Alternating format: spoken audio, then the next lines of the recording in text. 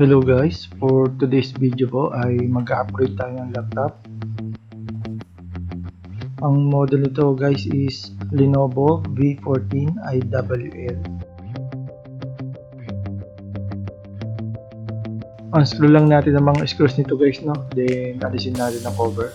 So simulan na natin to guys, no? Let's go!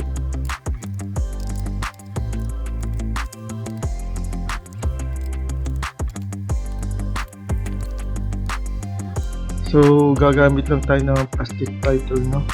Para matuklap natin yung cover nito. Medyo mahirap pang alisin ng cover nito guys, no? Dahil ngayon lang ito mabubuksan.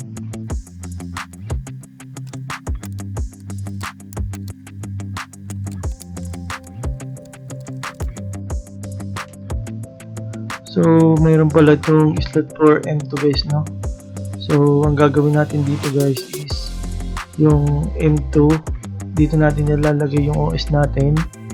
Then yung lumang HDD natin is for secondary storage na lang po. Kabit ko na ito guys, no? Then ilagay na natin yung screw. Kingston nga pala yung ginamit natin na brand dito guys, no? Then ito ay 250 GB ang capacity.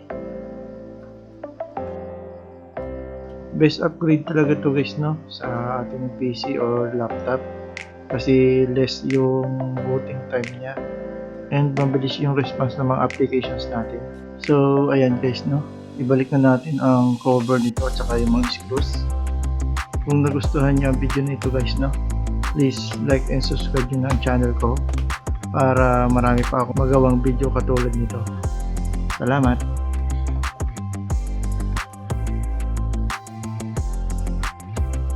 Sa part nito guys, no, yung maikli na screw yung ating gagamitin para maiwasan po natin yung pagkasira ng ating housing.